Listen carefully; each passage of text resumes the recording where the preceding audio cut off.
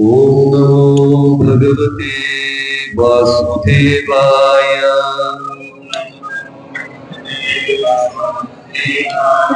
ओम नमो भगवते वासुदेवाय।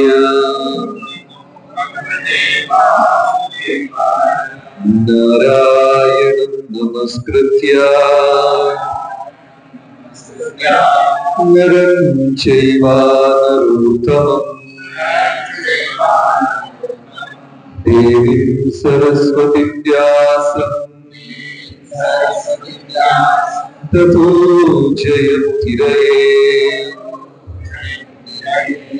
हे कृष्णा करुणा सिन्धो दीनबन्धु जगत्पते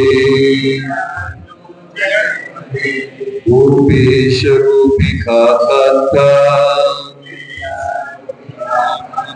राधाकान्त नमोऽस्तुते। तप्तकाञ्चन गौराङ्गी राधे वृन्दावनेश्वरी वृषभानुसुते देवी प्रणमामि हरिप्रिये।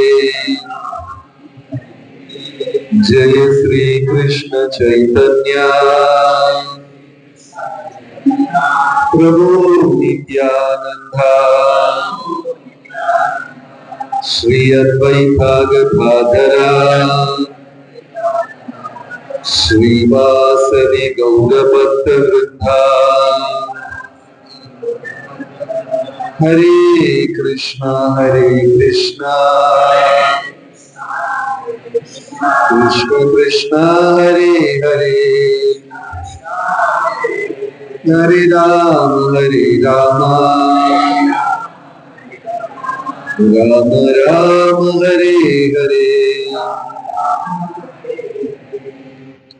ശ്രീമദ്ഭാഗവതം പ്രഥമ സ്കന്ധം. രാവിലെ നമ്മൾ ആദ്യത്തെ ശ്ലോകം നോക്കി.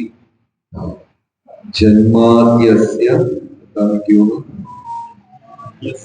യഥോऽന്വയാനി തരത ചാർത്തേഷ്വവിജ്ഞസ്വരാട് തേനേ ബ്രഹ്മഹൃദായേ ആദികവയേ മുഹ്യന്തി യത്സൂരയാ തേജോ വാരിവൃധാം യഥാ വിനിമയം യത്ര ത്രിസർഗോ മൃഷാ ധാമ്ന സ്വേന സദാ നിരസ്തകുഹകം സത്യം പരം ധീമഹി. ആരെങ്കിലും 2-3 പേര് ഫസ്റ്റ് ശ്ലോകം.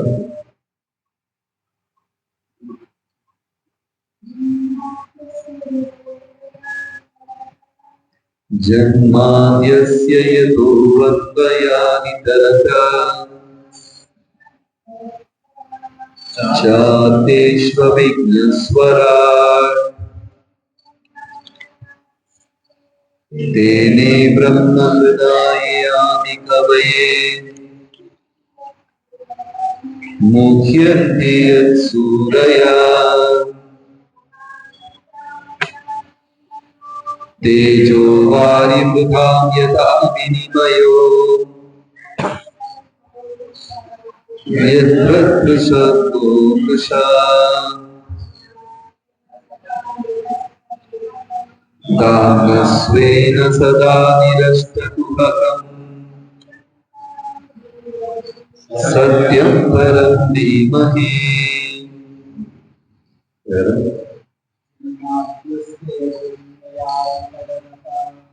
ജന്മാദ്യസ്യ യഥോऽന്വയാനി തരതാ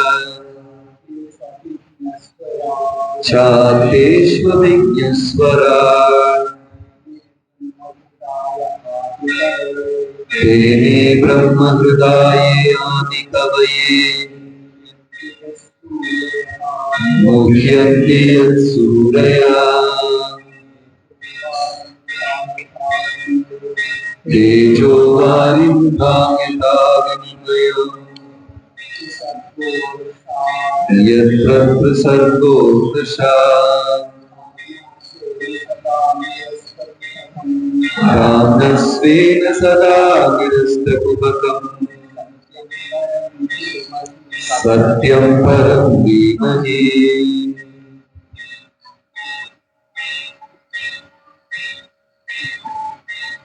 जन्माद्यस्य यतोऽन्वयादितरतः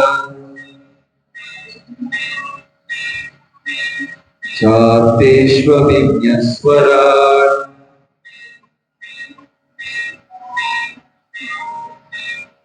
तेने ब्रह्म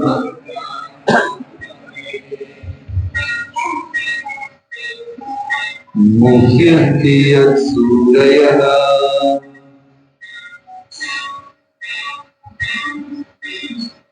तेजो वारियता वृथा विनिमयो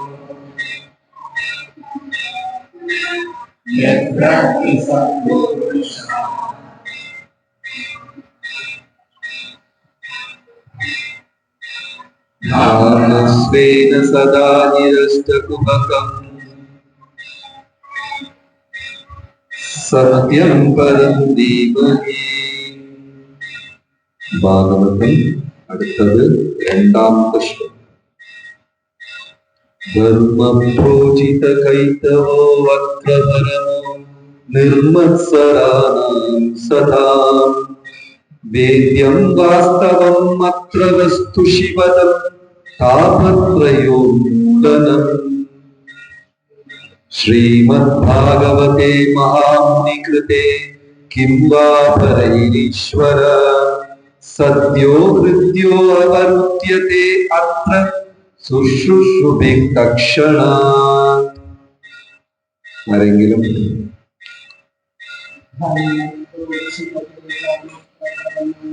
ധർമ്മപ്രോചിത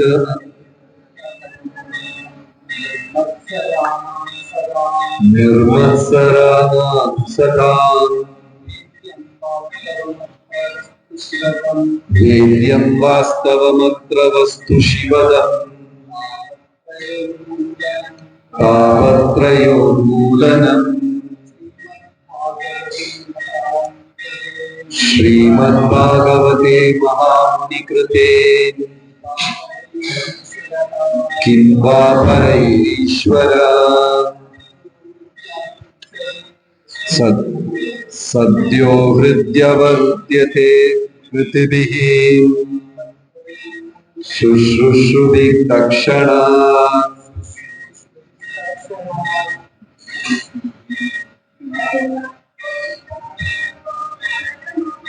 ധർമ്മപ്രോചിത കൈതവോ അത്ര പരമോ നിർമത്സരാണാം സദാ വേദ്യം വാസ്തവമത്ര വസ്തു ശിവദം താപത്രയോന്മൂലനം ശ്രീമദ്ഭാഗവതേ മഹാമുനികൃതേ കിം വാ പരൈരീശ്വര സദ്യോ ഹൃദ്യവരുദ്ധ്യത്തെ കൃതിഭിः ശുശ്രൂഷുഭിः തക്ഷണാത്.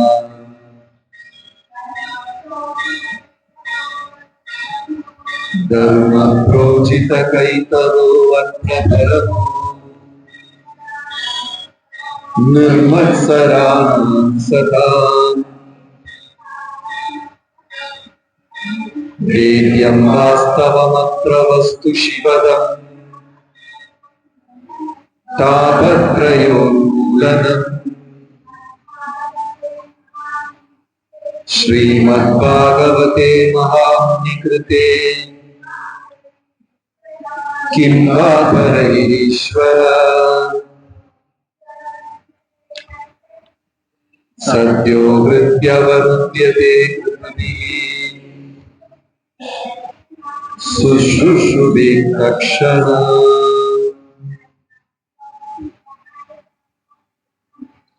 ധർമ്മപ്രോചിത കൈതവോ അത്ര പരമോ നിർമത്സരാണാം സദാ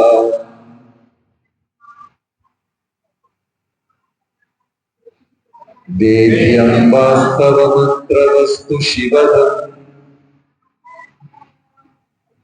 താപത്രയോന്മൂലനം ശ്രീമദ്ഭാഗവതേ മഹാമുനികൃതേ കിം വാ പരൈശ്വര.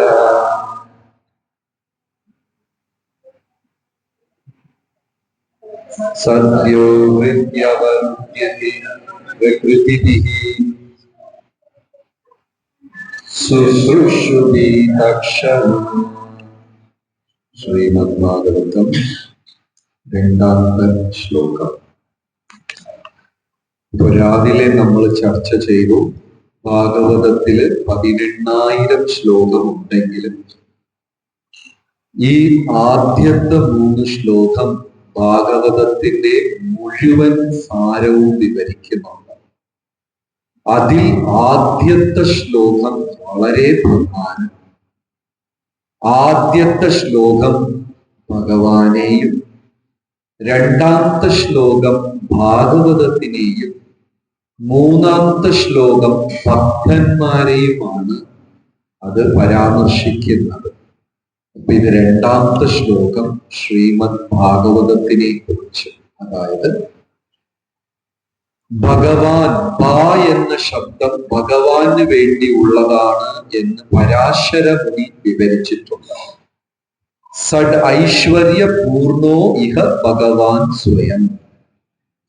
സൗന്ദര്യം, വീര്യം, യശസ്, ആരോഗ്യം, ധനം, വൈരാഗ്യം, ഈ 6 ഗുണങ്ങളും പൂർണ്ണമായി നിൽക്കുന്ന ഒരാളെയെ ഭഗവാൻ സഡ് ഐശ്വര്യ. 6 ഐശ്വര്യങ്ങൾ എന്തൊക്കെയാണ്? ധനം, വീര്യം, യശസ്, സൗന്ദര്യം,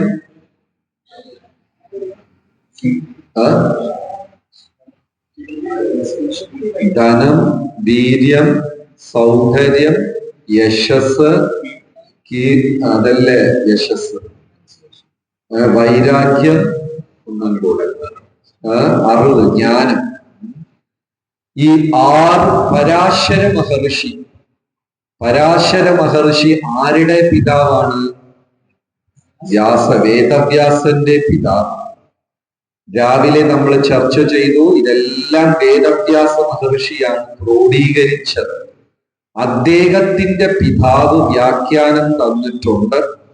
അതായത് ഭഗവാൻ എന്ന വാക്ക് ഈ 6 ഐശ്വര്യങ്ങളും പൂർണ്ണമായി ഉള്ളത്.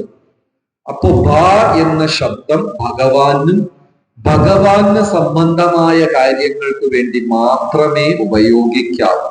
ഭഗവാൻ, ഭാഗവതം, ഭക്തന്മാർ എന്നൊക്കെ ഉള്ളത്. അപ്പോ ഒരു ടെക്നിക്കലി ഗണപതി ഭക്തൻ എന്ന് പറയുന്ന വാക്ക് തെറ്റാണ്. കാരണം ഭക്തൻ എന്ന് പറഞ്ഞാൽ അത് ആർക്കാണ്? ഹരിക്ക് വേണ്ടി മാത്രം ഉള്ളതാണ്. ടെക്നിക്കലി അത് തെറ്റ്. അർത്ഥം കൊണ്ട് ശരിയാണെങ്കിലും ടെക്നിക്കലി ഭക്തൻ എന്ന വാക്ക് ഭഗവാന് വേണ്ടി മാത്രം ഉപയോഗിക്കുന്നതാണ്. ഭഗവാന്റെ അനുയായി ഭക്തൻ, മനസ്സിലായിരുന്നു. അപ്പൊ ഈ ഭഗവാൻ എന്ന വാക്ക് വേറെ ആർക്കും ചേരാത്തത് കൊണ്ട് ഭക്തൻ എന്ന വാക്കും വേറെ ആർക്കും ചേരില്ല. മനസ്സിലായോ? ഭഗവാൻ എന്ന് വെച്ചാൽ കൃഷ്ണൻ, നാരായണൻ.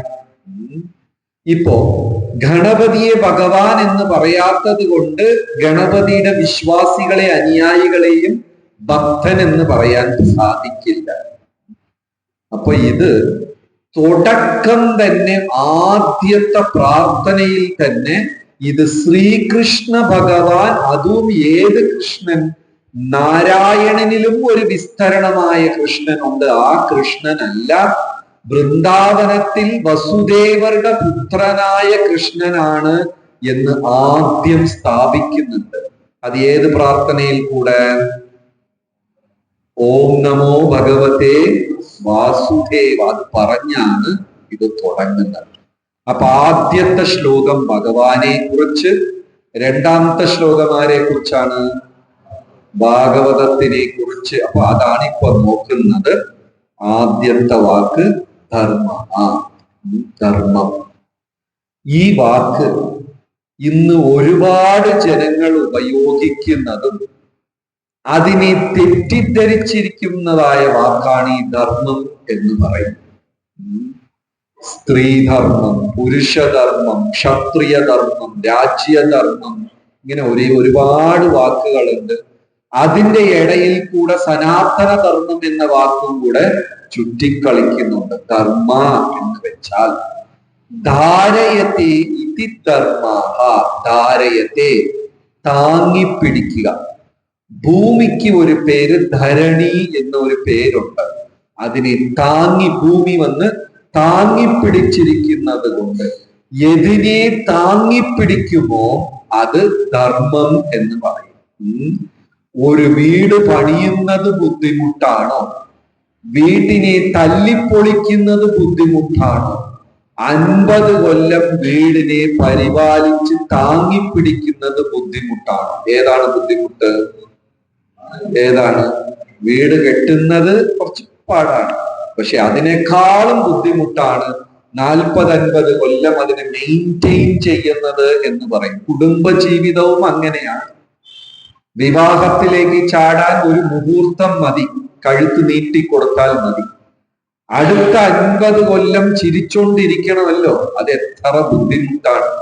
അപ്പോ അങ്ങനെ താങ്ങിപ്പിടിക്കണമെങ്കിൽ ഏത് സ്വഭാവം ഉയർന്നു നിൽക്കണം? ഏത് സ്വഭാവം, ഏത് ഗുണമുള്ള ആൾക്കിത് താങ്ങിപ്പിടിക്കാൻ സാധിക്കും? സത്വഗുണം. സത്വഗുണമുണ്ടെങ്കിൽ മാത്രം വിവാഹം ചെയ്യാൻ രജോ ഗുണം മതി, വീട് കെട്ടിപ്പടുത്താൻ രജോ ഗുണം മതി, തല്ലിപ്പൊളിക്കാൻ ഡൈവേഴ്സ് ചെയ്യാൻ തമോ ഗുണം മതി. പക്ഷെ നടുക്കുള്ള 30-40 വർഷം കൊണ്ടുപോകാൻ എന്ത് ഗുണം വേണം? സത്വഗുണം വേണം. സത്വഗുണത്തിന്റെ പ്രതിനിധി ഭഗവാൻ തന്നെയാണ്. ധാരയത്തെ താങ്ങിയെ, ഏതൊരു ഉത്തരവാദിത്വവും താങ്ങിപ്പിടിക്കാൻ ഒരുപാട് സത്വഗുണം വേണം. ധരണി, ധാരയത്തെ, സുദർശനധാരി, ചക്രധാരി, ഗോവർദ്ധനധാരി എന്ന് അതൊരു ധർമ്മമാണ്. താങ്ങിപ്പിടിക്കുക. നമുക്കെല്ലാവർക്കും ഒരു റോളുണ്ട്, അതിനെ താങ്ങിപ്പിടിക്കുക. അങ്ങനെ കുഞ്ഞു കുഞ്ഞു കുഞ്ഞു കുഞ്ഞു റോളുകൾ കഴിഞ്ഞ് ഏറ്റവും ഉയർന്ന ധർമ്മമാണ് ആത്മാവിന്റെ ധർമ്മം. അതാണ് സനാതന ധർമ്മം. സ്ത്രീധർമ്മം, പുരുഷധർമ്മം, രാജ്യധർമ്മം, അധ്യാപകന്റെ ധർമ്മം, വിദ്യാർത്ഥിയുടെ ധർമ്മം, ഭർത്താവിന്റെ ധർമ്മം, ഭാര്യയുടെ ധർമ്മം, ഇതെല്ലാം, ഒരു വൈദ്യന്റെ ധർമ്മം, ഇതെല്ലാം കഴിഞ്ഞ് സർവോപരി ഏത് ധർമ്മമാണ്? ആത്മാവിന്റെ ധർമ്മം. അതിനെയാ എന്തെന്ന് പറയാ? സനാതന ധർമ്മം. ആ ധർമ്മം മുന്നിട്ട് വരുമ്പോൾ ബാക്കി എല്ലാം മാറ്റിവെക്കുന്നു. അത് ചെയ്യണമെങ്കിൽ സാത്വിക ഗുണം ഒരുപാട് നമുക്ക് ഉണ്ടാകണം. അത് ഉണ്ടായാൽ മാത്രമേ ഒരു ധർമ്മം ആചരിക്കാൻ സാധിക്കുകയുള്ളൂ. ധർമ്മ എന്ന് വെച്ചാൽ ധാരയത്തെ താങ്ങിപ്പിടിക്കുന്നത് എന്നർത്ഥം. അടുത്തത് പ്രോചിത. സജ്ജിത, പ്രോചിത. സജ്ജിത എന്ന് വെച്ചാൽ എല്ലാം അറേഞ്ച് ചെയ്യുക, എല്ലാം കൂട്ടുക. മലയാളത്തിൽ അങ്ങനെ ഒരു വാക്കുണ്ടോ? ഇല്ല. സജ്ജന, സജ്ജിത, സജ്ജമാക്കുക. കറക്റ്റ് ഉണ്ട്, മലയാളത്തിലുണ്ട്. സജ്ജമാക്കുക, എല്ലാം ഒരുമിച്ചാക്കുക, എല്ലാം ശരിയാക്കുക, കൂട്ടുക ഒരുമിച്ച്. അതിന്റെ ഓപ്പോസിറ്റ് ആണ് പ്രോചിത. വേണ്ട, അബാൻഡൻ, ഒഴിവാക്കുക. സജ്ജമാക്കുക, എല്ലാം കൂട്ടുക. പ്രോചിത, എല്ലാം ഒഴിവാക്കുക, വേണ്ട എന്ന് വെക്കുക. ഇനി അടുത്ത വരുന്ന പ്രധാനപ്പെട്ട വാക്ക്. എല്ലാവരുടെ കയ്യിലും ശ്ലോകമുണ്ടോ? എല്ലാവരുടെ കയ്യിലും ശ്ലോകമുണ്ടോ? ധർമ്മപ്രോചിത. മൂന്നാമത്തെ വാക്ക് എന്താണ്? കൈത്തവ. കൈത്തവ എന്ന് വെച്ചാൽ ചതി, ചൂതുകളി, ഇതെല്ലാത്തിനും കൈത്തവ എന്ന വാക്ക്. സത്യം മറച്ചു വെക്കുക. പ്രപഞ്ചത്തിന്റെ ആദ്യത്തെ അസുരന്മാരിൽ 2 പേര് ആർക്കെങ്കിലും ഓർമ്മയുണ്ടോ? ആദ്യത്തെ അസുരന്മാര് മധു, കൈത്തവ കൈത്തവ. ഈ കൈത്തവ, ഈ മധു കൈത്തവ, ആ കൈത്തവൻ എന്ന് പറയുന്ന അസുരൻ എന്ത് ചെയ്തു? ബ്രഹ്മാവിലിരുന്ന് വേദങ്ങൾ ഒളിപ്പിച്ചു വെച്ചു. അതാണ് ആദികേശവ ഭഗവാൻ. നിങ്ങളെല്ലാരും പോയിട്ടില്ലേ? വേദങ്ങളെ മോഷ്ടിച്ചപ്പോൾ വേദങ്ങളെ വീണ്ടും രക്ഷിച്ചതാണ് ആദികേശവ സ്വാമി. കേശി എന്ന് പറയുന്ന രണ്ട് രാക്ഷസര് ഭഗവാന്റെ ബ്രഹ്മാവിന്റെ കയ്യിലിരുന്ന് വേദം മോഷ്ടിച്ചു കൊണ്ടുപോയി ആ രണ്ട് രാക്ഷസരെയും തോൽപ്പിച്ച് ഭഗവാൻ വേദങ്ങളെ സംരക്ഷിച്ച് ബ്രഹ്മാവിന് കൊടുത്ത സ്ഥലമാണ് ഏത് ക്ഷേത്രം? ആദികേശവ ക്ഷേത്രം. എത്ര പേർ പോയിട്ടുണ്ട്? എല്ലാരും. അപ്പൊ ആദികേശവ ക്ഷേത്രത്തിൽ പോയാൽ നമ്മുടെ പ്രാർത്ഥന എന്ന് പറയുന്നത് നമുക്ക് വിദ്യ ലഭിക്കണം, ജ്ഞാനം കിട്ടണം എന്നുള്ള പ്രാർത്ഥനയായിരിക്കണം. അപ്പൊ കൈത്തവ, ഈ മധു കൈത്തവ, ഈ കൈത്തവൻ എന്ന് പറയുന്ന അസുരൻ എന്ത് ചെയ്തു? വേദങ്ങളെ എടുത്ത് ഒളിപ്പിച്ചു വെച്ചു. എന്ന് വെച്ചാൽ എല്ലാവരുടെ മുമ്പേ ഇരുന്ന് ഭഗവാനെ ഒളിപ്പിച്ചു വെച്ചു. ശാസ്ത്രങ്ങളിൽ ചില ശാസ്ത്രം കൃഷ്ണനെ ഒളിപ്പിച്ചു വെച്ച് മറ്റു കാര്യങ്ങൾ വിശദീകരിച്ചു കൊണ്ടിരിക്കും. അത്തരം ശാസ്ത്രങ്ങൾക്ക് കൈത്തവ ധർമ്മം എന്ന് പേര്. മധു കൈത്തവൻ എന്ന് പറയുന്ന അസുരന്മാർ എങ്ങനെ വേദങ്ങളെ ഒളിപ്പിച്ചു വെച്ചോ, എല്ലാരും മുൻപിലിരുന്ന് ഭഗവാനെ ഒളിപ്പിച്ചു വെച്ചോ, അതുപോലെ ഏതെങ്കിലും ശാസ്ത്രം ഭഗവാനെ ഭക്തജനങ്ങളിലിരുന്ന് ഒളിപ്പിച്ചു വെക്കുമെങ്കിൽ ആ ശാസ്ത്രത്തിന് എന്താ പേര്? എന്താ പേര്? കൈത്തവ ധർമ്മം എന്നാണ് പേര്. ഉണ്ട്. കാരണം ചില ശാസ്ത്രങ്ങൾ വായിക്കുന്ന സമയത്ത് ബ്രഹ്മത്തിനായിരിക്കും പ്രാധാന്യം. ചില ഗ്രന്ഥങ്ങൾ വായിക്കുന്ന സമയത്ത് വേറെ ഏതെങ്കിലും മൂല്യത്തിനായിരിക്കും, ശൂന്യത്തിനായിരിക്കും പ്രാധാന്യം. ഇത്തരം ശാസ്ത്രങ്ങളെല്ലാം ഭഗവാനെ ഒളിപ്പിച്ചു വെക്കുന്നത് കൊണ്ട് അതിനെ എന്ത് ധർമ്മം എന്ന് പറയും? കൈത്തവ ധർമ്മം എന്ന് പറയും. മനസ്സിലായില്ലേ? അതായത് ഉപനിഷത്തില് നല്ല ഒരു ഉദാഹരണമുണ്ട്. ഒരു തിരുമേനി രാവിലെ നടന്ന് തിരിച്ചു അമ്പലത്തിൽ പോവാം.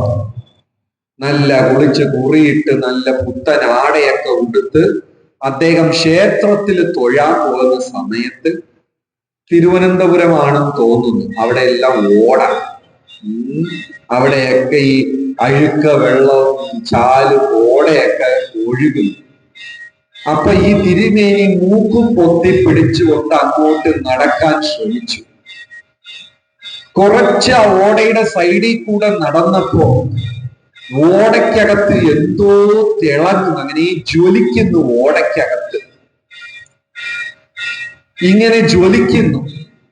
അപ്പൊ ഈ തിരുമേനി എന്ത് ചെയ്തു? എന്താണ് ആ ഓടയ്ക്കകത്ത് ജ്വലിക്കുന്നത് എന്ന് എത്തി നോക്കിയപ്പോ അതിനകത്ത് ഒരു നവരത്ന നെക്ലസ് എവിടെ കിടക്കുന്നു? ഓടയ്ക്കകത്ത്. ഇപ്പൊ തിരുമേനി എന്ത് ചെയ്യും? നല്ല കല്ലുകളൊക്കെ ഉള്ള ജ്വലിക്കുന്ന ഒരു നെക്ലസ് എന്ത് ചെയ്യും? പക്ഷെ ദുർഗന്ധമാണ്. എന്ത് ചെയ്യും? എടുക്കും. അങ്ങോട്ടും ഇങ്ങോട്ടും നോക്കി ആരെയും കാണാനില്ല. പതുക്കെ ഒരു കമ്പിട്ട് അതിനെ ഇളക്കാൻ ശ്രമിച്ചു. ഈ കമ്പിട്ട് ഈ നെക്ലസിനെ ഇളക്കും തോറും ഇത് അടിയിലടിയിൽ പോകാൻ കിട്ടുന്നില്ല, കറക്റ്റ് പിടി കിട്ടുന്നില്ല. നോക്കിയപ്പോ ആരും ഇല്ല. പതുക്കെ ഷർട്ടൊക്കെ മടക്കി മൂക്കും പൊത്തിപ്പിടിച്ച് കൈയകത്ത് ഓടക്കി. നെക്ലസ് കിട്ടിയില്ല. കുറച്ചു കഴിഞ്ഞപ്പോ രണ്ട് കൈയും ഇട്ടിട്ട് ഇതാക്കാൻ തുടങ്ങി. നെക്ലസ് കിട്ടിയില്ല. ശരി, എന്തായാലും കൈ മുങ്ങി, ഇനിയിപ്പോ എന്തായാലും ഇറങ്ങാം.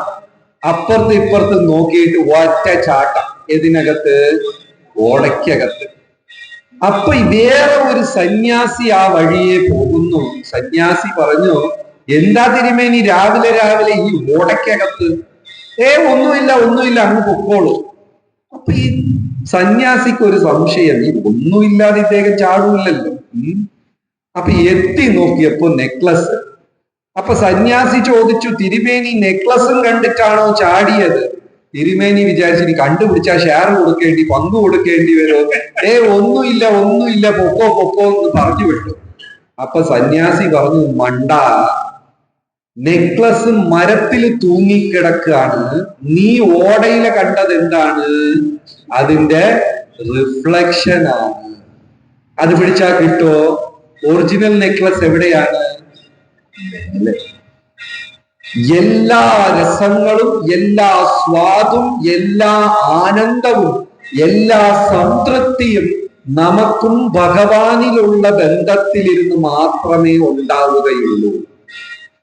അതിനെ വിട്ടിട്ട് ആ ബന്ധങ്ങളുടെ റിഫ്ലക്ഷനായ ഈ ഭൂമിയിൽ നമ്മൾ ഈ സന്തോഷം ഇങ്ങനെ ഈ ഓടയ്ക്കകത്ത് അന്വേഷിക്കാണ്. കിട്ടോ? കിട്ടൂലേ?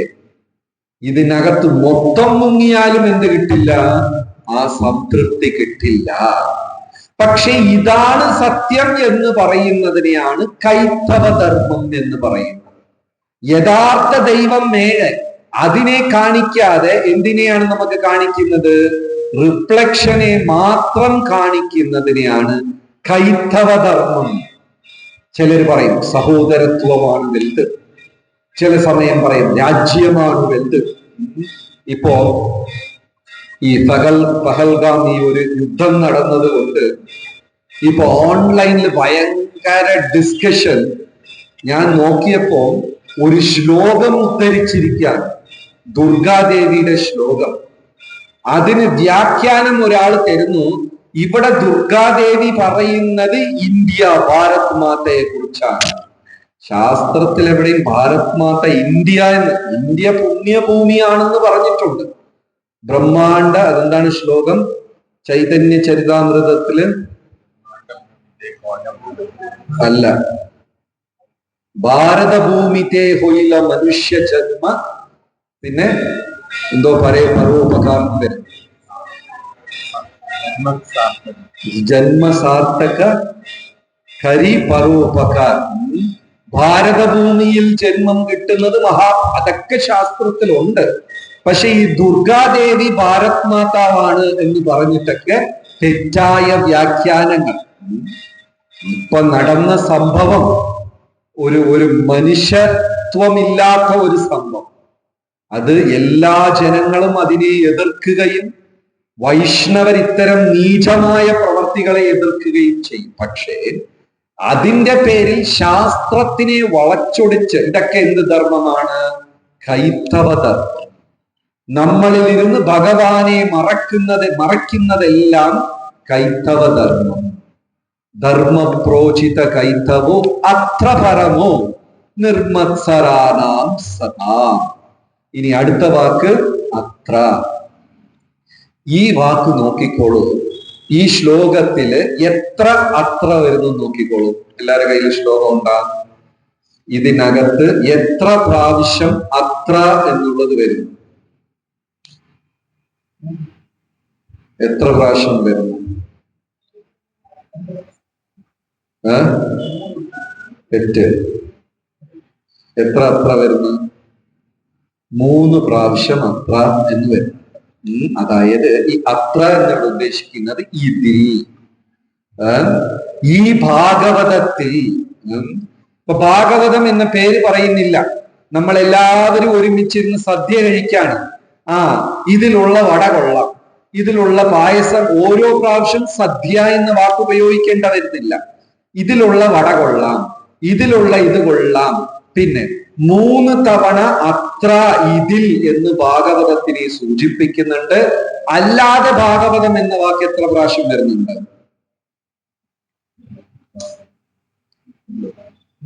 1 പ്രാവശ്യം വരുന്നുണ്ട്. ശ്രീമദ് ഭാഗവതേ. അതിന്റെ അടുത്ത വരി എന്താ വരുന്നത്? അതെന്താണ് ഉദ്ദേശിക്കുന്നത്? മഹാമുനി കൃതി. അതെന്താണ്? മഹാമുനി രചിച്ചത് ഏതാണ്? വ്യാസൻ രചിച്ചത്. അതും 5 തവണ ഈ ശ്ലോകത്തില് ഭാഗവതം ഭാഗവതം ഭാഗവതം. നമ്മുടെ ശാസ്ത്രങ്ങൾ ഏതെങ്കിലും ഒരു കാര്യം ഒരു തവണ പറഞ്ഞാൽ സത്യം, ആവർത്തിച്ച് പറഞ്ഞാൽ പരമസത്യം. ഓം ശാന്തി ശാന്തി ശാന്തി. 3 ശാന്തി. ശ്ലോകമുണ്ടല്ലോ, ഹരേ നാമ ഹരേ നാമ ഹരേ നാമൈവ ഹി കേവലം ഖലൗ നാസ്തിയേവ നാസ്തിയേവ നാസ്തിയേവ ഗതിരന്യത. ഭഗവത്ഗീതയില് മന്മനാഭവ മദ്ഭക്തോ മദ്യാജീമാം നമസ്കുരു. ആ ശ്ലോകം എത്ര പ്രാവശ്യമുണ്ട്? മന്മനാഭവ ശ്ലോകം ഭഗവത്ഗീതയിൽ എത്ര പ്രാവശ്യമുണ്ട്? 2 തവണ. ഏതെങ്കിലും ഒരു കാര്യം ആവർത്തിച്ച് പറയുകയാണെങ്കിൽ, ഇന്നലെ കഴിച്ചില്ലേ ഭക്ഷണം, എങ്ങനെ ഉണ്ടായിരുന്നു? കൊള്ള കൊള്ള കൊള്ള കൊള്ള കൊള്ള, കുറെ കൊള്ളാൻ പറഞ്ഞാൽ അതിന്റെ അർത്ഥം എന്താ? എങ്ങനെ ഉണ്ടായിരുന്നു ഭക്ഷണം? നന്നായിട്ടുണ്ടോ കേട്ടോ, അത് നന്നായിരുന്നു കേട്ടോ, അത് നന്നായിരുന്നു കേട്ടോ. ഇങ്ങനെ തിരിച്ച് പറഞ്ഞ അതിന്റെ അർത്ഥം എന്താണ്? അത്രയ്ക്ക് ഇഷ്ടമായി നട്ട. എങ്ങനെ ഉണ്ടായിരുന്നു? അപ്പൊ അതിന്റെ അർത്ഥം എന്താ? ഇഷ്ടപ്പെട്ടില്ല. ഒരു കാര്യം ആവർത്തിച്ച് പറയുമ്പോൾ അതിന്റെ പ്രാധാന്യം കൂടിക്കൊണ്ടേയിരിക്കും. ഭാഗവതം സത്യമാണ്, ഭാഗവതം സത്യമാണ്, ഭാഗവതം വീണ്ടും പറയാ. ആ ബ്രഹ്മഭുവന പര്യന്തം സർവം മായാമയം ജഗത് സത്യം സത്യം പുനഃ സത്യം ഹരേ നാമൈവ ഹി കേവലം. ഹരിനാമത്തിനെ കുറിച്ച് ഒരു മന്ത്രം. ബ്രഹ്മലോകം തൊട്ട് പാതാളം വരെ എല്ലാം മായയാണ്. പക്ഷേ സത്യം സത്യം പുനഃ സത്യം ഹരേ നാമൈവ ഹി കേവലം. എത്ര സത്യം പറയുന്നു ഹരിനാമത്തിനെ? 3. ആവർത്തിച്ച് പറഞ്ഞാൽ അത്രയും പ്രാധാന്യമാണ്. അത്ര തിരിച്ച് പറയുന്നുണ്ട് ആ ശ്ലോകത്തില്. ധർമ്മ പ്രോചിത കൈതവോ അർത്ഥ നിർമത്സരാനാം സദാ. നിർമത്സര, മത്സര. 6 മനുഷ്യന്റെ 6 കളങ്കങ്ങൾ എന്തൊക്കെയാണ് ഭഗവത്ഗീതയില് ഭാഗവതത്തിലുണ്ട്? ഒരു മനുഷ്യന്റെ 6 കളങ്കം എന്തൊക്കെയാണ്? 6 വൈസസ്, 6 അഴുക്ക് ഏതാണ്? കാമം, ക്രോധം, മോഹം, ലോഭം, മതം, മാത്സര്യം. എന്ന് വെച്ചാൽ എന്താണ്?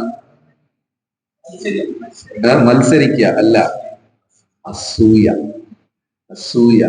നോക്കിക്കോളൂ, ഈ ഒരു ദോഷമാണ് ഫസ്റ്റ് ഈ ശ്ലോകത്തിൽ എടുത്തു പറയുന്നത്. ഭാഗവതം മനസ്സിലാവണമെങ്കിൽ ഹൃദയത്തിൽ എന്തുണ്ടാകാൻ പാടില്ല? അസൂയ ഉണ്ടാവാനേ പാടില്ല. നമുക്ക് അസൂയ ഉണ്ടോ? നമ്മളെക്കാളും ആരെങ്കിലും കുറച്ച് ബെറ്റർ ആയിട്ട് ചെയ്യുമ്പോ ഉള്ളിൽ ഒരു അസ്വസ്ഥത ഉണ്ടാകാറുണ്ടോ?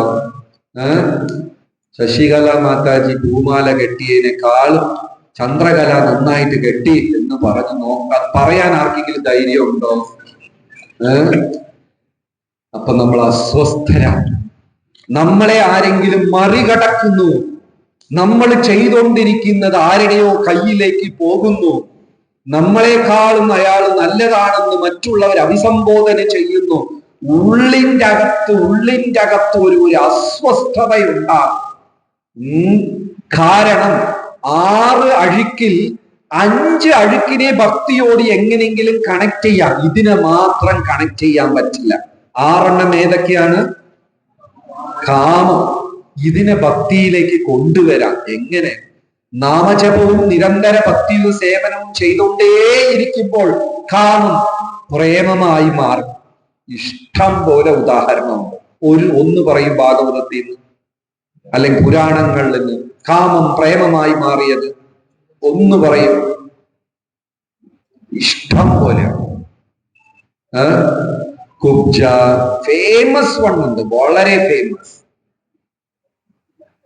കാമം പിടിച്ച് ഭ്രാന്തായി നടന്നു മഹാഭക്തനായ ദിൽവമംഗല ഠാക്കൂർ ഇല്ലേ?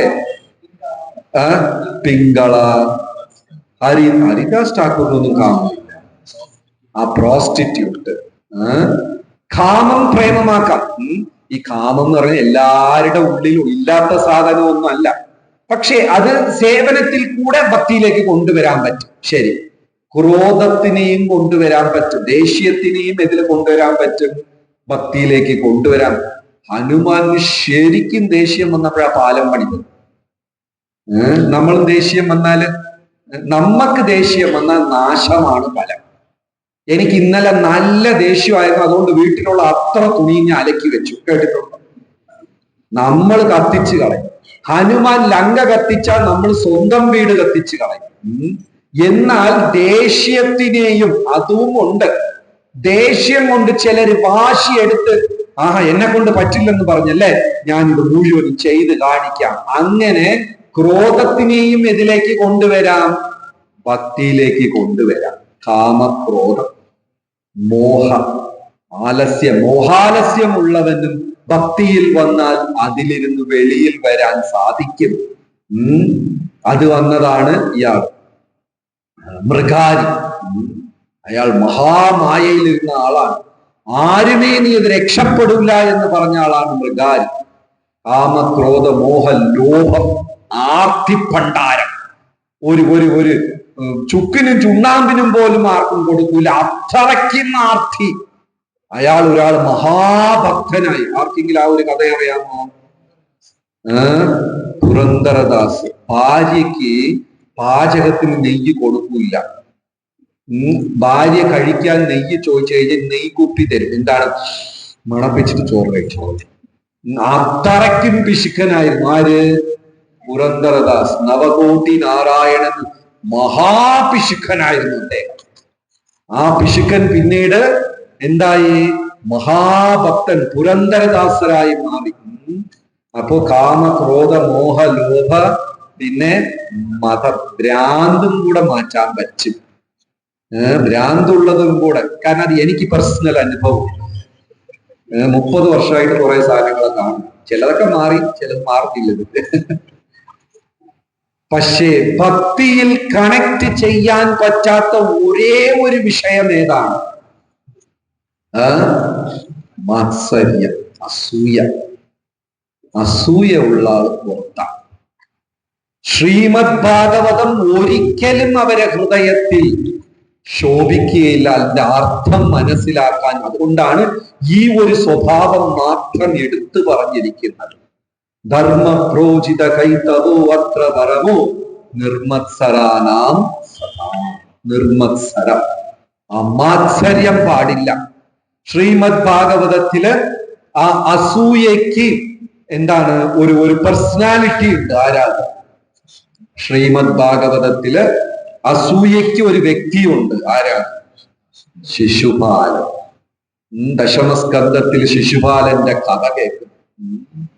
അതായത് കുട്ടിക്കാലം, ശിശുപാലൻ ജനിച്ച സമയത്ത് ശിശുപാലന് 4 കൈയും 3 കണ്ണുമാണ് ജനിച്ചപ്പോ. അപ്പൊ ശിശുപാലന്റെ അമ്മ, അതായത് കൃഷ്ണന്റെ അമ്മായി, കൃഷ്ണന്റെ മാമിക്ക് വളരെ വിഷമമായി. ഇതെന്താ എനിക്ക് ഇങ്ങനെ ഒരു കുഞ്ഞു ജനിച്ചിരിക്കുന്നത്? എത്ര കൈയും എത്ര കണ്ണും? 4 കൈയും 3 കണ്ണും. ആകെ വിഷമമായി. അപ്പോ ആ കുഞ്ഞിനെ അമ്മ കയ്യിലെടുത്തപ്പോൾ ഒരു അശരീരി ഉണ്ടായി.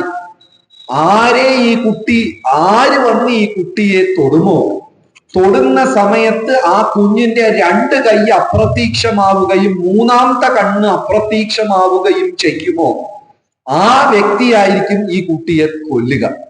ഇങ്ങനെ ഒരു ശബ്ദം ഉണ്ടായി. അപ്പോ ഈ ശിശുപാലന്റെ അമ്മ ഇങ്ങനെ നോക്കിയിരിക്കും. എല്ലാരും വന്ന് കുഞ്ഞിനെ എടുക്കും, കളിക്കും, ചിരിപ്പിക്കും, എല്ലാം ചെയ്തപ്പോ കൃഷ്ണനും ബലരാമനും ഒരു ദിവസം ആ കുട്ടിയെ കാണാൻ വന്നു. ഈ ജനിച്ച കുഞ്ഞുങ്ങളെയൊക്കെ കാണാൻ പോവില്ലേ?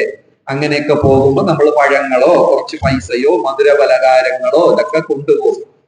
കൃഷ്ണനും ചെന്നിട്ട് ലുല്ലു ജുജു പപ്പി എന്ന് പറഞ്ഞ ആ കുട്ടിയെ കയ്യിൽ എടുത്ത പാട് 4-ൽ 2 കൈ കാണാണ്ടായി, 3ാമത്തെ കണ്ണും കാണാൻ. മാമി തലക്കി വെച്ച്, അയ്യോ കൃഷ്ണ, നീയാണോ എന്റെ കുഞ്ഞിനെ കൊല്ലാൻ പോകുന്നത്?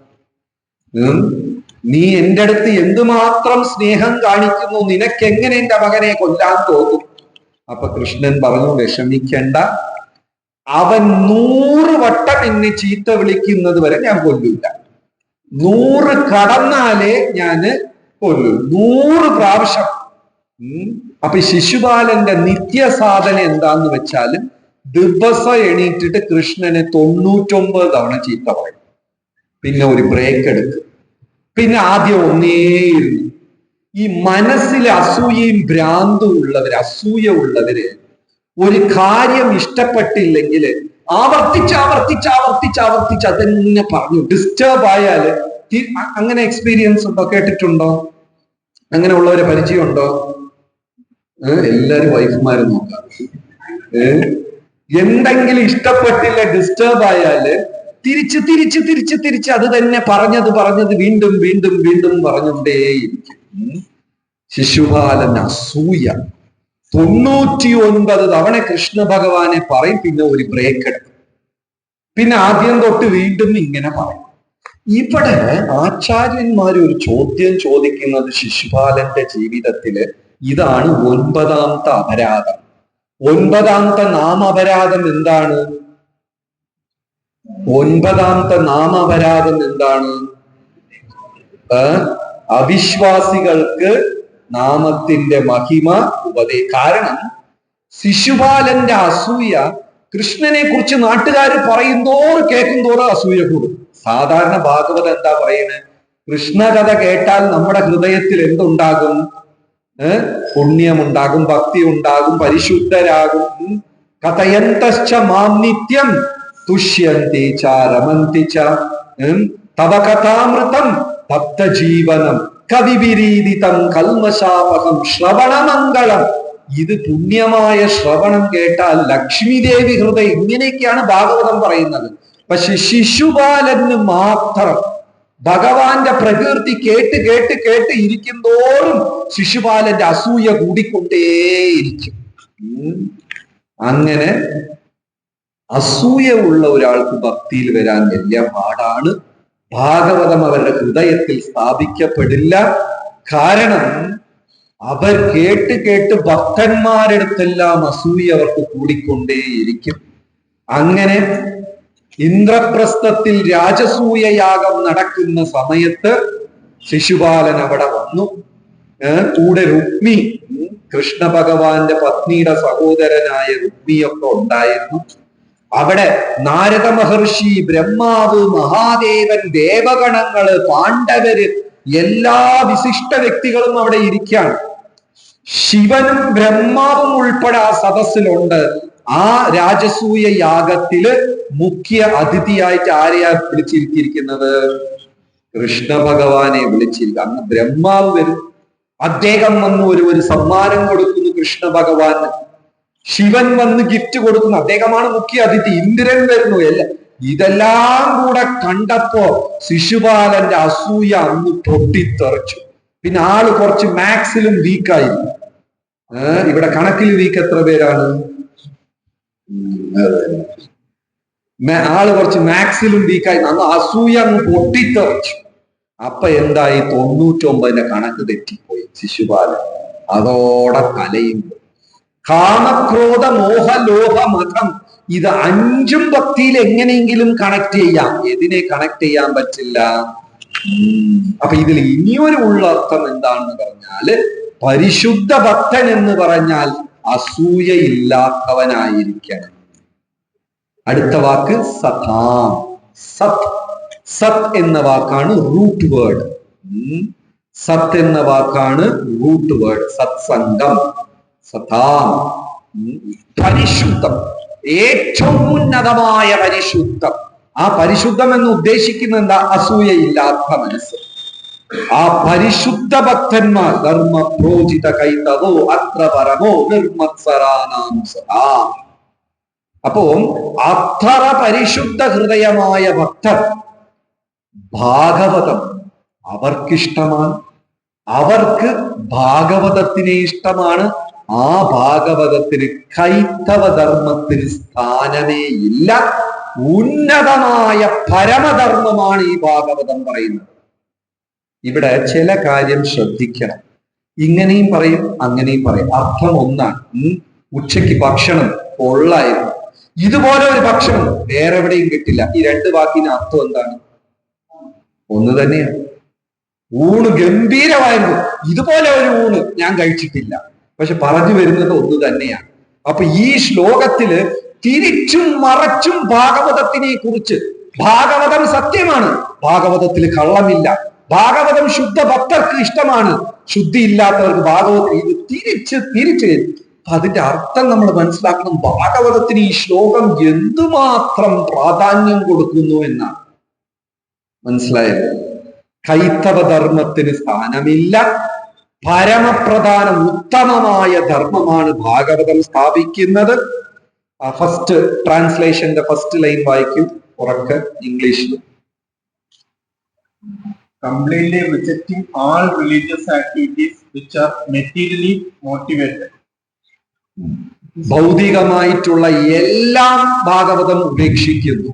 This Bhagavata Purana propounds the highest truth. പരമസത്യത്തിനെയാണ് Bhagavatam ഉദ്ഘോഷിക്കുന്നത്. It is understandable by those devotees who are fully pure in heart. പരിശുദ്ധ ഭക്തർക്ക് മാത്രമേ ഇത് മനസ്സിലാക്കാൻ സാധിക്കൂ. പരിശുദ്ധ ഭക്തർ വെച്ചാൽ ആരാണ്? ഈ ശ്ലോകത്തിൽ എന്താ വ്യാഖ്യാനം? അസൂയയില്ല. ഈ ശ്ലോകം അനുസരിച്ച് ധർമ്മ പ്രോജിത കൈതവോ അത്ര ഭരവോ നിർമത്സരാണാം സദാം വേദ്യം വാസ്തവം അത്ര വസ്തുഷ്പദം താപത്രയോലനം. വേദ്യം വേദങ്ങൾ കൊണ്ട് മനസ്സിലാക്കേണ്ട വേദം മറഞ്ഞ സത്യം. വേദം എന്ന വാക്ക് വേ എന്നാൽ മറഞ്ഞ സത്യം. വേദ്യം വേദം. വേദത്തിൽ സത്യമുണ്ട്. എവിടെ ഇരിക്കുന്നു? ഒളിച്ചിരിക്കുന്നു. വേര്, മരത്തിന്റെ വേര് വെളിയിൽ കാണാൻ പറ്റോ? പക്ഷെ അതാണ് ഈ മരത്തിനെ താങ്ങിപ്പിരിച്ചിരിക്കുന്നത്. വേ ഒളിച്ചിരിക്കുന്നു. വേഷം എന്താണ്? അവന്റെ യഥാർത്ഥ രൂപം ഉള്ളിൽ വെച്ചിട്ട് വേറെ ഒന്ന് പുറത്ത് കാണിക്കുന്നു. വേഷം, വേടൻ എന്താണ്? ഒളിച്ചിരുന്നിട്ട് അമ്പെയ്യുന്നു. വേദം വേ എന്നാൽ സത്യം മറഞ്ഞിരിക്കുന്നു. വേദ്യം എന്ന് പറഞ്ഞാൽ ആ വേദത്തിൽ കൂടെ മനസ്സിലാക്കുന്ന സത്യം. എന്തെങ്കിലും മനസ്സിലായോ? വേ എന്നാൽ ഒളിച്ചിരിക്കുന്നത്. വേര്, വേടൻ, വേഷം, പിന്നെ എന്തൊക്കെയുണ്ടല്ലോ, വേദം, സത്യം മറഞ്ഞി, വേ ഒളിച്ചിരിക്കുന്നു. അതിൽ കൂടെ ബോധ്യമാകുന്നത് വേദ്യം. സെക്കൻഡ് ലൈൻ എന്താണ്? വേദ്യം വാസ്തവം അത്ര വസ്തു ശിവതം. അപ്പൊ വേദം എന്ന് പറഞ്ഞാല് ഒളിച്ചിരിക്കുന്നു. സമയത്രയായി? 7:30. ഒളിച്ചിരിക്കുന്നത്. ഓക്കെ, ശരി. വാസ്തവം മലയാളത്തിലും വാസ്തവം. അസ്ഥി രാവിലെ സംസാരിച്ചു. അസ്ഥി എന്ന് വെച്ചാൽ എന്താണ്? ശാശ്വതമായി ഉള്ളത്. നമ്മൾ എന്റെ ആസ്തി എന്ന് പറഞ്ഞ് വീടിനെയൊക്കെ കാണിക്കും. ശാസ്ത്രം അസ്ഥി എന്ന് പറഞ്ഞിട്ട് ഭസ്മത്തിനെ കാണിക്കും. അതാണ് റിയൽ എന്ന് പറഞ്ഞു. വാസ്തവം, വസ്തു, സത്യം. ഒരേ വാക്ക് വീണ്ടും. ഇപ്പൊ എങ്ങനെയാണ് ഈ ശ്ലോകത്തില് ഒരേ കാര്യം ആവർത്തിച്ച് പറയുന്നത്? അതേപോലെ ഇവിടെയും 2 തവണ പറയാണ്. വേദ്യം വാസ്തവം അത്ര വസ്തു. വാസ്തവും വസ്തു എല്ലാം ഇവിടെ ഒന്നിന് തന്നെ. ആ സത്യം, ആ നിലനിൽക്കുന്നത്, മായാത്തത്, നശിക്കാത്തത്, ആ അനങ്ങാത്ത ഇതിനെ തന്നെ വീണ്ടും വീണ്ടും പറയാണ്. ആ നിലനിൽക്ക് വീണ്ടും വീണ്ടും എടുത്തു പറയാണ്. വേദ്യം വാസ്തവം അത്ര വസ്തു ശിവദം. ശിവം എന്ന് പറഞ്ഞാൽ മംഗളം. ലോർഡ് ശിവ, മഹാദേവൻ. ശിവൻ എന്ന വാക്കിന്റെ അർത്ഥം സദാ സന്തുഷ്ട മനസഃ സർവം ശിവമയം ദിശഃ. ഇതാണ് ശിവ എന്ന വാക്കിന്റെ അർത്ഥം. മഹാദേവൻ എപ്പോഴും എങ്ങനെയായിരിക്കും? സന്തോഷവാനായി. അദ്ദേഹത്തിന് ഒന്നും തന്നെ ബാധിക്കുകയില്ല. ഈ ഭൂമിയായിട്ട് അദ്ദേഹത്തിന് യാതൊരു ബന്ധവുമില്ല. ഒരു അമംഗലവും അദ്ദേഹത്തിന് ദോഷമുണ്ടാക്കില്ല. അദ്ദേഹം ഏത് ദിശയിൽ എവിടെ പോയാൽ, ശ്മശാനത്തിൽ കിടന്നാലും, ശവങ്ങളെ എടുത്ത് കഴുത്തിലിട്ടാലും, ശവങ്ങളുടെ ഭസ്മമെടുത്ത് ദേഹത്ത് പുരട്ടിയാലും, വിഷമെടുത്ത് കുടിച്ചാലും, എന്ത് ചെയ്താലും അദ്ദേഹത്തിന് എന്തില്ല? ദോഷമില്ല. ഏത് കളങ്കവും ബാധിക്കാത്ത ഒരാളെയാണ് എന്ന് പറയുന്നത് ശിവ എന്ന് പറയുന്നത്. സദാ സന്തുഷ്ട മനസ്സഃ. അദ്ദേഹത്തിന്റെ മനസ്സിൽ വിഷമമേ ഇല്ല. സർവം ശിവമയം ദിശഃ. അദ്ദേഹം ഏത് ദിശയിൽ വീക്ഷിക്കുന്നു, ഏത് ദിശയിൽ യാത്ര ചെയ്യുന്നു, ഏത് ദിശയിൽ നോക്കുന്നു, അത് എല്ലാം മംഗളമാണ്. അപ്പൊ ഭാഗവതം നോക്കിക്കോളൂ. വേദ്യം ഒളിച്ചിരിക്കുന്ന വേദങ്ങളിൽ കൂടെ കിട്ടേണ്ട സത്യം, വസ്തു വാസ്തവം, ആ സത്യം അനങ്ങാത്തത്, നശിക്കാത്തത്, ആ സത്യം ശിവദം പരമമംഗളമാണ്. അടുത്തത് താപത്രയോൻ. അപ്പൊ സെക്കൻഡ് ട്രാൻസ്ലേഷൻ വായിച്ചോളൂ ഇംഗ്ലീഷിൽ. The highest truth is reality distinguished from illusion for the welfare of all. Okay, ഈ പരമസത്യം, the highest truth is real. Real എന്ന് പറഞ്ഞാൽ വീണ്ടും സത്യം. ആ പരമസത്യം സത്യമാണ്. പിന്നെ അടുത്തത് Reality distinguished from illusion. മായയില്ലാത്തതാണ്. എന്ന് വെച്ചാൽ അതിന്റെ അർത്ഥം സത്യം. ഇത് സത്യമാണ്, പിന്നെ സത്യമാണ്, പിന്നെയും സത്യമാണ്. അത് തന്നെയാണ് പല രൂപത്തിൽ കൂടെ പറയുന്നത്. Okay, For the welfare of all. എല്ലാവർക്കും മംഗളം തരുന്നു. സർവത ഇത് വായിക്കുന്നവർ അടുത്ത് എല്ലാവർക്കും പരമമംഗളം തരുന്നത്. പിന്നെ താപത്രയോ മൂലനം. ആ വാക്ക് മലയാളത്തിൽ നമ്മൾ പറയാറുണ്ട്, ഉന്മൂലനം ചെയ്തു. എന്താണ്? വേരോടങ്ങ് പിഴുതെടുത്തു. ഉന്മൂലനം, മൂലം എന്ന് വെച്ചാൽ വേര്, അപ്രൂട്ട്. ഇംഗ്ലീഷിലും അത് തന്നെയാണ് വാക്ക്, അപ്രൂട്ടിങ്. ഉന്മൂലനം. എന്തിനെ ഉന്മൂലനം ചെയ്യും? 3 താപത്രയം. താപ, തപ, തപശ്ചര്യ. തപ എന്ന് വെച്ചാൽ തീയിന്റെ ചൂട്. 3 തരം പ്രശ്നങ്ങൾ, തീപ്പൊള്ളല് 3 നമുക്ക് ലൈഫിൽ ഉണ്ട്. എന്തൊക്കെയാണ് ആ 3 തീപ്പൊള്ളല്? ആധ്യാത്മികം, ആദിദൈവികം, മനസ്സുകൊണ്ടുള്ള പ്രശ്നം, ശരീരം കൊണ്ടുള്ള പ്രശ്നം, പിന്നെ മറ്റുള്ളവര്, അതായത് ഞാൻ കാരണം, മറ്റുള്ളവര് കാരണം, പ്രകൃതി കാരണം. ഒന്നും അല്ലെങ്കിൽ 2 കൊതുവെങ്കിലും നമ്മളെ കടിച്ചിട്ട് പോകും. ആരെ കുറ്റം പറയാൻ പറ്റും? ഈ 3 താപത്രയം എല്ലാവരെയും ഉപദ്രവിക്കുകയാണ്. ഇനി എല്ലാം ഉണ്ടെങ്കിലും എന്ത് പറ്റി? രാവിലെ തൊട്ടൊരു മൂടില്ല. എന്ത് കാരണം? എന്താ മൂടില്ല. വെറുതെ ഒരു കാരണമില്ലാതെ അന്നത്തെ ദിവസം കൊളാക്കുന്ന ആൾക്കാർ, ചില ആൾക്കാർ, അവർക്ക് മാനസിക പ്രശ്നം. ശ്രീ ശ്രീ കൃഷ്ണ ബലരാമി. ഈ 3 ചൂട്, അഗ്നിയുടെ പൊള്ളല്, താപത്രയം. താപം എന്ന് വെച്ചാൽ ചൂട്, അഗ്നിയുടെ പൊള്ളല് എല്ലാവർക്കും ഉണ്ട്. സ്വയം പ്രശ്നം ഉണ്ടാക്കുക, മറ്റുള്ളവർ കാരണം പ്രശ്നം ഉണ്ടാവുക, പ്രകൃതി കാരണം ഉണ്ടാകുന്ന പ്രശ്നങ്ങൾ. ഇനിയിപ്പോ ഇതെല്ലാം ശരിയാണെങ്കിൽ ഇപ്പൊ എന്താണ് എല്ലാവർക്കും പ്രോബ്ലം? ചൂട് ചൂട് ചൂട് വീശിക്കൊണ്ടിരിക്കും. ഇനി ജൂൺ കഴിഞ്ഞാൽ മഴ മഴ ഇങ്ങനെ പറയും. എന്തെങ്കിലും ഒന്നുണ്ടാകും. ആധ്യാത്മികം, ആദിദൈവി, ഇത് 3 എല്ലാവരെയും പരീക്ഷിക്കും. അപ്പോ തപസ്വികളെ എന്തിനാ തപശ്ചര്യ എന്ന് പറയുന്നത്?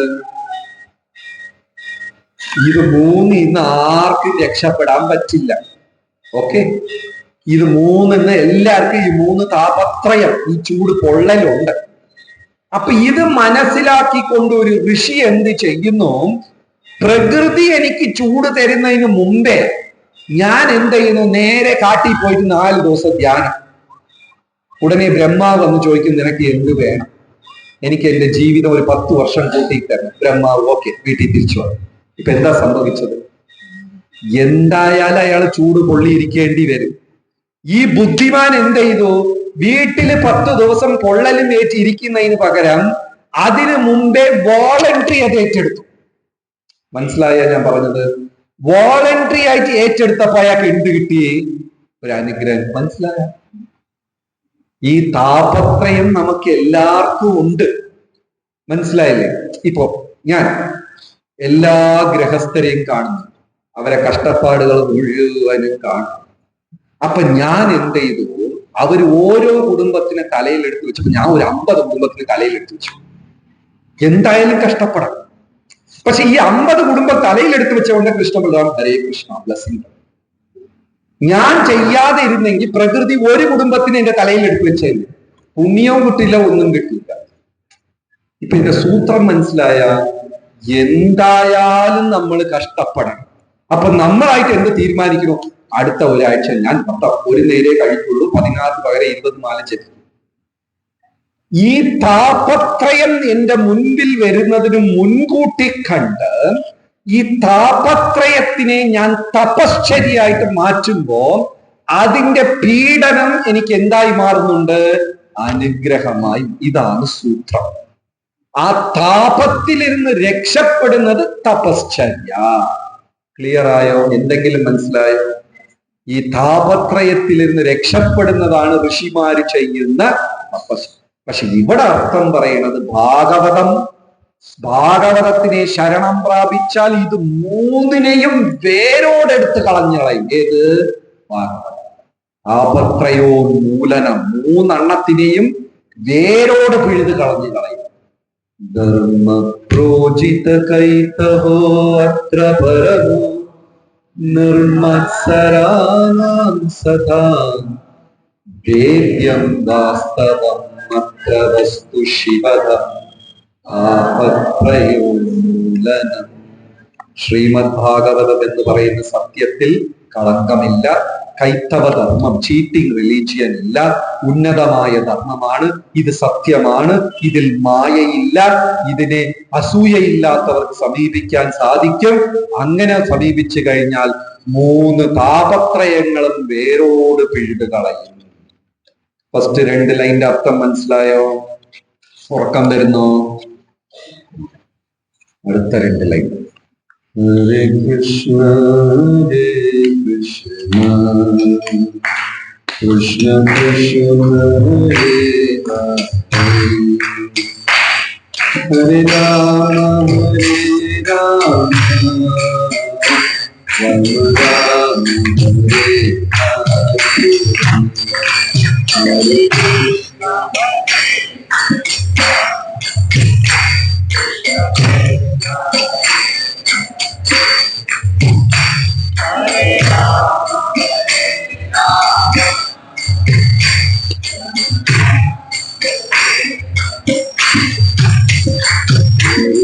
Krishna Krishna Hare Hare Rama Hare Rama Rama Rama Hare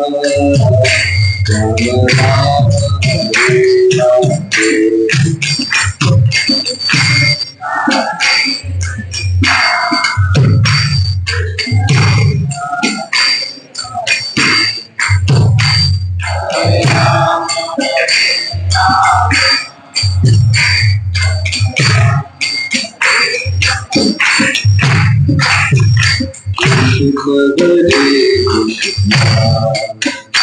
Krishna Krishna Hare Hare Rama Hare Rama Rama Rama Hare Hare. Hare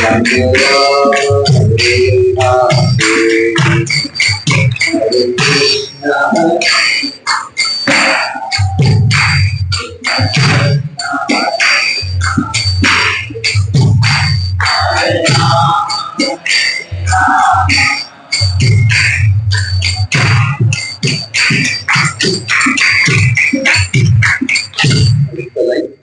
Shrimad ഭാഗവത്തെ, ഈ വീണ്ടും വീണ്ടും, അതായത് ഈ ശ്ലോകത്തില് പല തവണ ഈ പുസ്തകത്തിനെ ആവർത്തിച്ച് പല രീതിയിൽ കൂടെ മെൻഷൻ ചെയ്തിരിക്കുകയാണ്.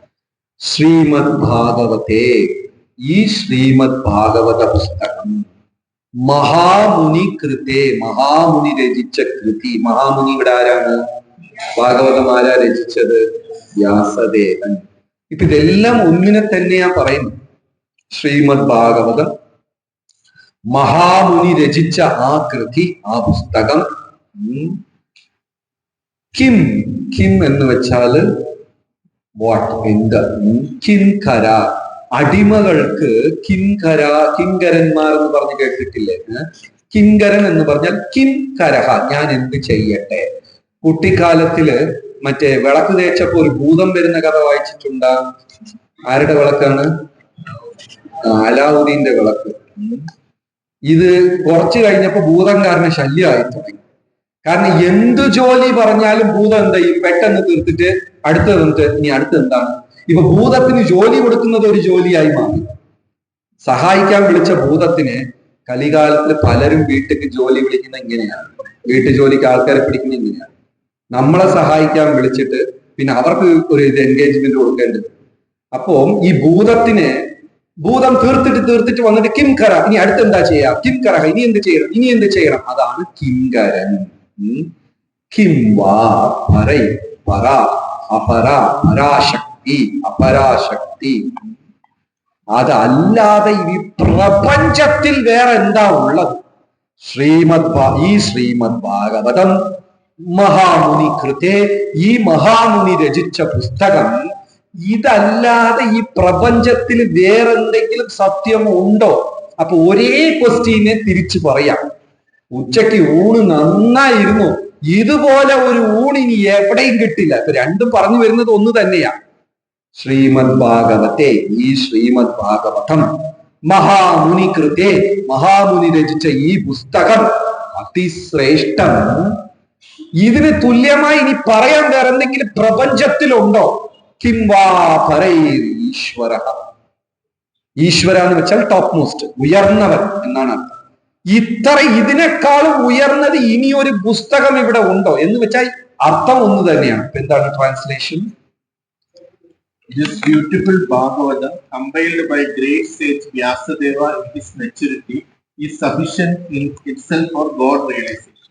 What is the need of any other scripture? ഇനി ഒന്നിന്റെ ആവശ്യമുണ്ടോ? ശ്രീമദ് ഭാഗവതേ മഹാമുനി കൃതേ കിം വാ പരൈർ ഈശ്വര. അടുത്തത് മലയാളികൾക്ക് ആവശ്യമായ ഒരു വാക്ക്. അടുത്തെന്താണ്? സദ്യ. എല്ലാരും സദ്യ കഴിക്കാറുണ്ടോ? സദ്യോ ഹൃദ്യ അവരുദ്ധ്യതേ അത്ര കൃതിഭിഹി ശുശ്രൂക്ഷുഭി തക്ഷണ. സദ്യ എന്ന് വെച്ചാൽ എന്താ അർത്ഥം? എല്ലാരും സദ്യ കഴിക്കുമല്ലോ. സദ്യ എന്ന് വെച്ചാൽ എന്താ? സദ്യ കഴിക്കാത്ത ആരെങ്കിലും ഉണ്ടോ? എല്ലാരും. സദ്യ എന്ന് വെച്ചാൽ അർത്ഥം പെട്ടെന്ന്, അപ്പൊ നമ്മൾ ആ ഊണിന് എന്താ പറയാ, പെട്ടെന്ന് വേവിച്ച് കിട്ടിയുണ്ടോ? എന്താണ് അതിനെ കണ്ടിട്ട് അതിന് സദ്യ എന്ന് പറയാൻ കാരണം? സദ്യ എന്ന സംസ്കൃത വാക്കിന്റെ അർത്ഥം പെട്ടെന്ന്. അപ്പൊ ഇത് ഇലയിൽ ഇട്ട് വെച്ച് പെട്ടെന്ന് എന്ന് പറഞ്ഞാൽ പെട്ടെന്ന് കിട്ടിയ കൊണ്ടോ? അല്ല, നമ്മൾ പെട്ടെന്ന് തിന്നു തീർക്കണമെന്നാ എന്താ അവിടെ ഉദ്ദേശിക്കുന്നത്? ഇലയിൽ ഇട്ട് വെച്ചിട്ട് അതിന് സദ്യ എന്ന് പറയാൻ കാരണം ഉടനെ കിട്ടിയ കൊണ്ടാണ്. ഉടനെ കഴിക്കണം, ഉടനെ കഴിക്കാം, അങ്ങനെ ഒരു അർത്ഥം വെക്കോ? ഉടനെ കഴിക്കും. കുറച്ചും കൂടെ ആലോചിക്കാം, അടുത്തെത്തി. എല്ലാം സദ്യ സദ്യ എന്ന് പറഞ്ഞ് തിന്നയില്ലേ. എന്താണ് സദ്യ? അത് സംസ്കൃത വാക്ക്, ഭാഗവത്തിൽ ഉള്ളതാണ്. എന്താണ് അർത്ഥം? ശരിയായ ഉത്തരം പറയുന്നവർക്ക് സദ്യ കൊടുക്കുന്നതാണ്.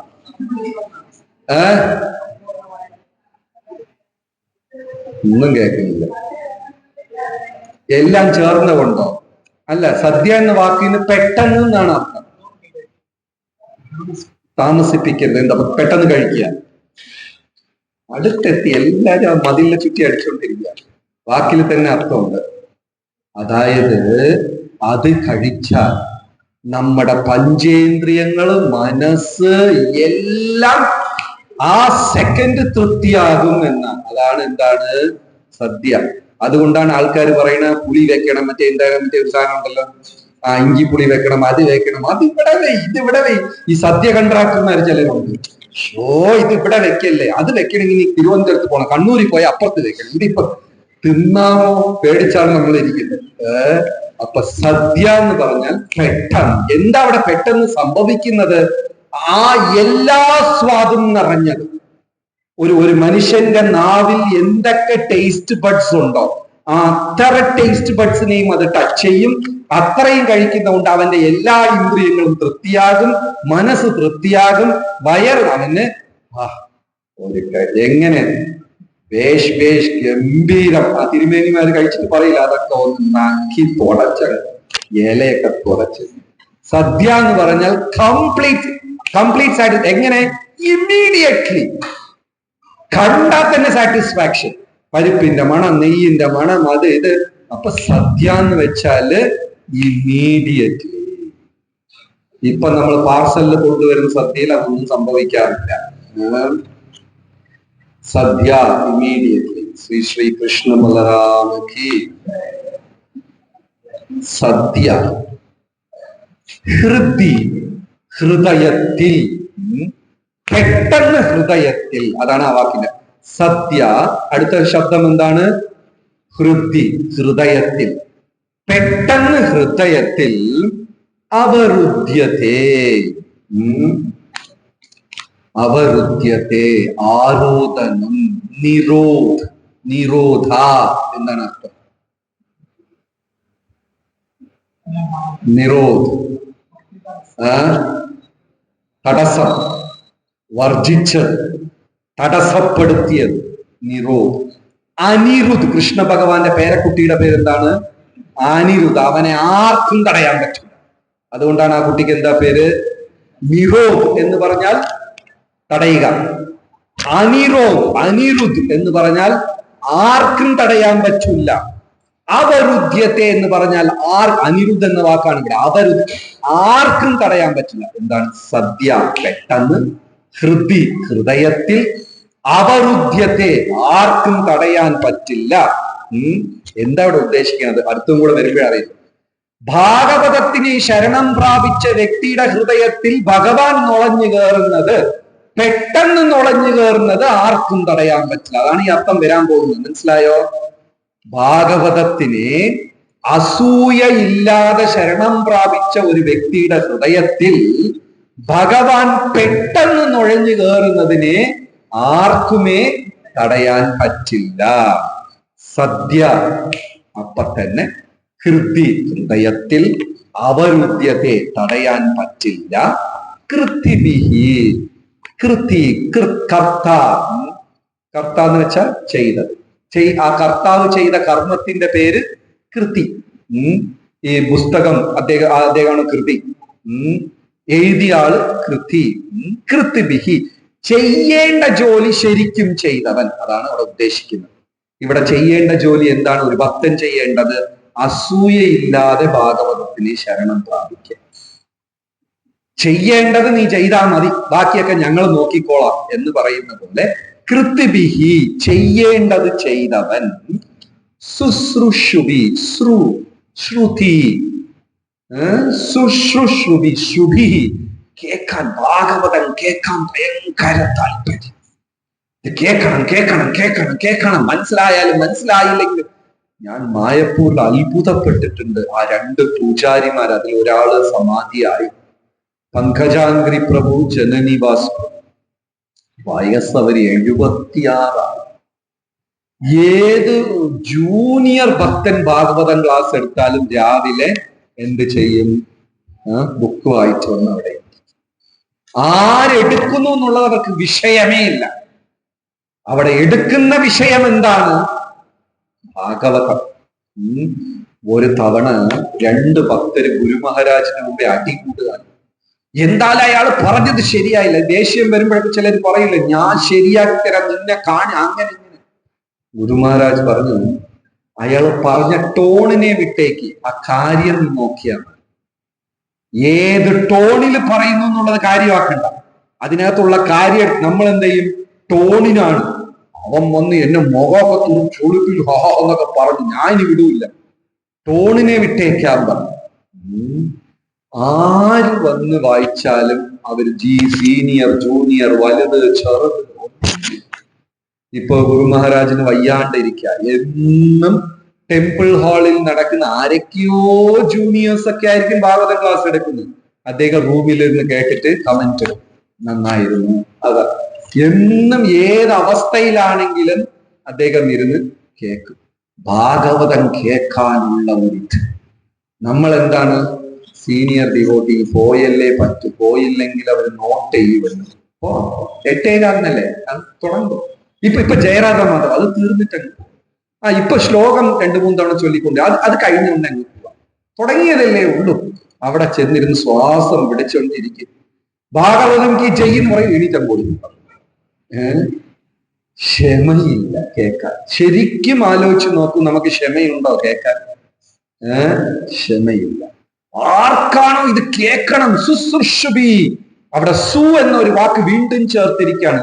പ്രിയ, സുപ്രിയ, കുമാർ, സുകുമാർ. സു എന്ന് ചോദിച്ചാൽ അതിന്റെ അർത്ഥത്തിന് ഒരു പടിയും കൂടെ കൂടും, അതിന്റെ മഹിമ ഒന്നും കൂടെ കൂടും. അതാണ് ഈ സു.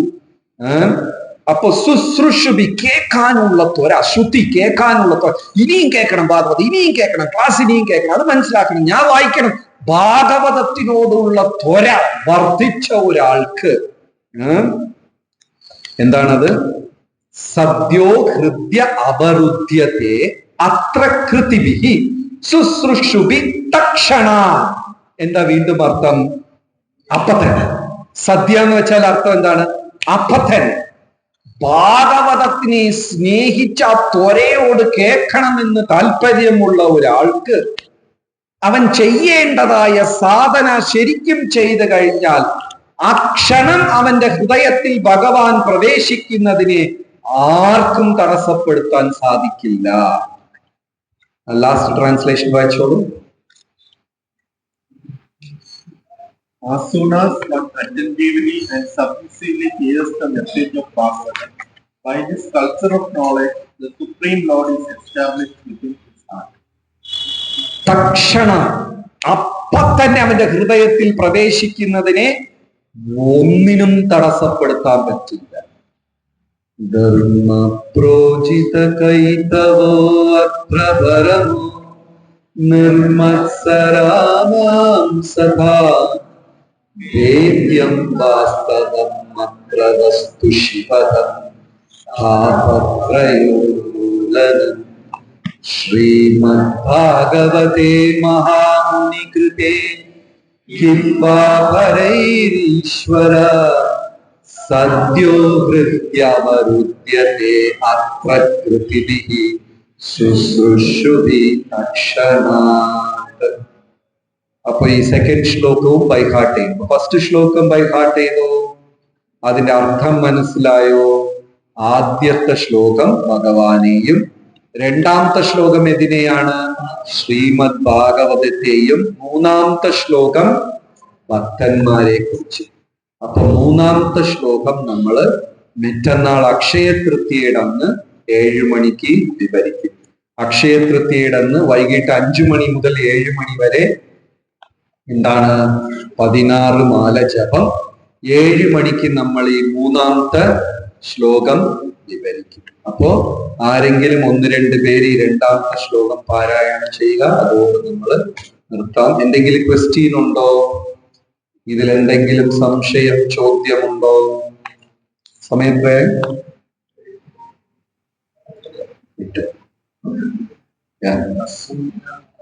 അസൂയ ഉണ്ടെങ്കിൽ ഇതിനകത്ത് പ്രവേശിക്കാനായിട്ട് സാധിക്കും. അസൂയ എടുത്തു മാറ്റാൻ ചിലപ്പോൾ ബുദ്ധിമുട്ടാണ്. അപ്പൊ അങ്ങനെ എടുത്തു മാറ്റാൻ, അതായത് മനസ്സുകൊണ്ട് ഭക്തന്മാരെ സ്തുതിക്കണം. രഘുനാഥ ദാസ ഗോസ്വാമി പറഞ്ഞ സൂത്രം എന്താന്ന് വെച്ചാല്, അദ്ദേഹം ദിവസവും ഒരു 1000 വൈഷ്ണവരെ സ്തുതിക്കും. നമ്മൾ 1000 പോയ ഒരു 2-3 എണ്ണത്തിനെങ്കിലും ദിവസം മനസ്സറിഞ്ഞ പ്രഭു അങ്ങയുടെ സേവ കൊള്ളാം. ഈ ഒരു ക്വാളിറ്റിയിൽ വൈഷ്ണവരെ അപ്രീഷിയേറ്റ് ചെയ്യുന്നു.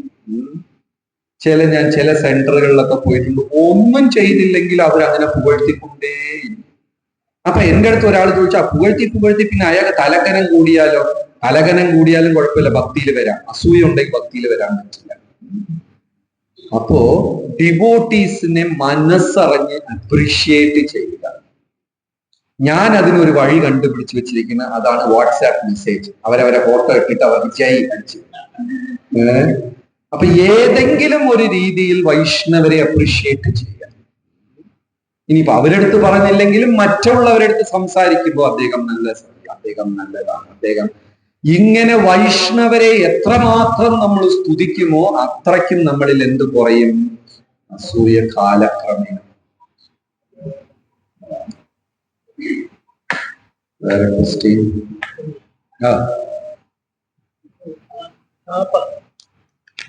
ഭൗതികമായിട്ടുള്ള നമ്മുടെ ശരീരത്തിൽ ബാധിച്ചു ആത്മീയമായിട്ട് എടുക്കുന്നു.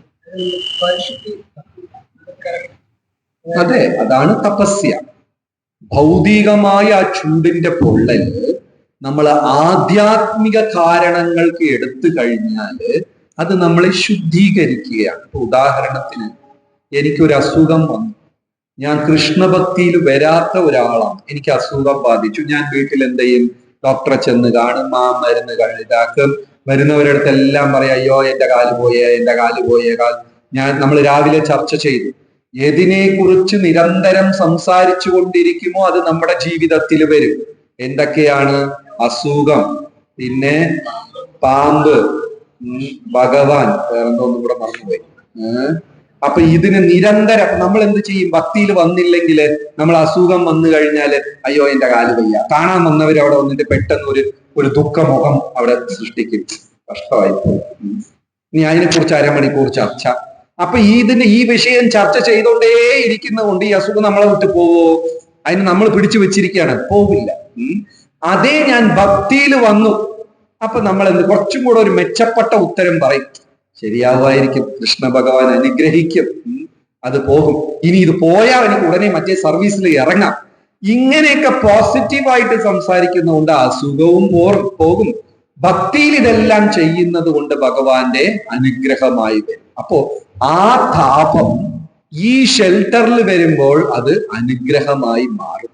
അല്ലെങ്കിൽ ഈ മൂന്നെണ്ണവും നമ്മളെ ക്രൂശിച്ചുകൊണ്ടേയിരിക്കും. ഓക്കെ, വേറെ? യെസ്.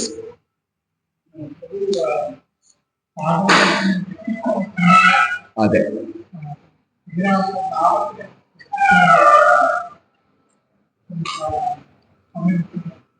അതായത് ഇവിടെ ഫസ്റ്റ് ഇന്ന് രാവിലെ തന്നെ നമ്മൾ ആദ്യം ചർച്ച ചെയ്തത് ഭാഗവതം ഒരു വ്യക്തി തന്നെ, ഒരു പേഴ്സൺ. ഹരിനാമ പ്രഭു എന്നാണ് പറയുന്നത്. നാമം ഒരു വ്യക്തിയാണ്, അതുപോലെ ഭാഗവതം ഒരു വ്യക്തിയാണ്. ഈ വ്യക്തി ഉള്ളിൽ കൃഷ്ണനെ വച്ചിരിക്കുക. നമ്മള് അദ്ദേഹത്തിന് എത്ര വിനയത്തോട്, എത്ര ബഹുമാനത്തോട് അദ്ദേഹത്തിനെ സമീപിക്കുമോ, ആരാധിക്കുമോ, റെസ്പെക്ട് ചെയ്യുമോ, അത്രയ്ക്കും ഈ വ്യക്തി നമുക്ക് ആരെ തരും? ഭഗവാനെ തരും. അപ്പൊ ഇദ്ദേഹത്തിനെ എങ്ങനെയാ റെസ്പെക്ട് ചെയ്യുക? ദിവസം വായിക്കുന്നത് കൊണ്ട്, ശ്ലോകങ്ങൾ മനസ്സിലാക്കുന്നത് കൊണ്ട്, അത് നമ്മുടെ ജീവിതത്തിൽ പകർത്തുന്നത് കൊണ്ട്, ഇതുകൊണ്ടൊക്കെ നമ്മൾ അദ്ദേഹത്തിനെ റെസ്പെക്ട് ചെയ്യും. റെസ്പെക്ട് ചെയ്യുമ്പോൾ അദ്ദേഹം നമുക്ക് ഭഗവാനെ. സോ ഈ ശ്ലോകം ആരെങ്കിലും ഒരു 2-3 ടൈംസ്, അതോടെ നമ്മുടെ ഇന്നത്തെ സത്സംഗം.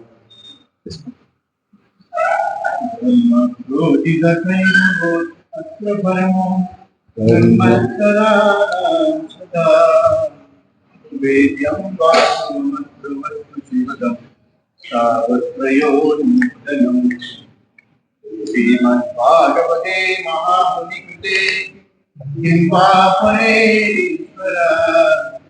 സത്യോ വിദ്യമനുഷ്യതേ അസ്മൃതിഃ ശുശ്രൂഷുഃ തക്ഷണാ.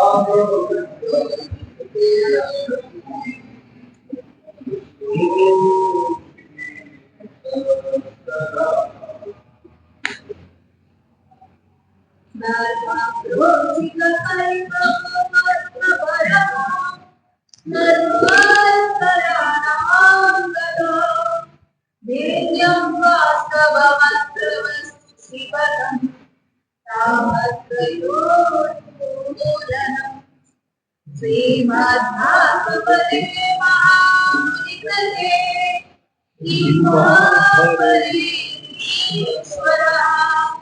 सत्यो मृत्युमरुण्यते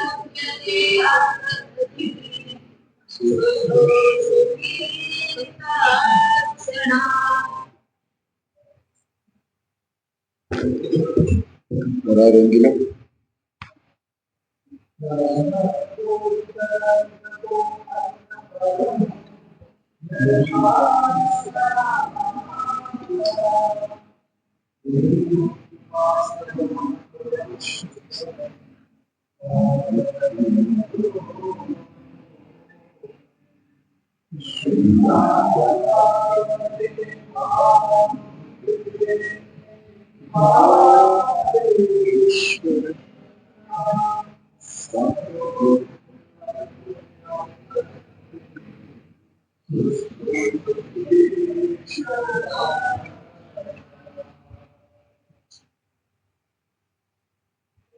വേറെ ആരെങ്കിലും? ഓക്കെ.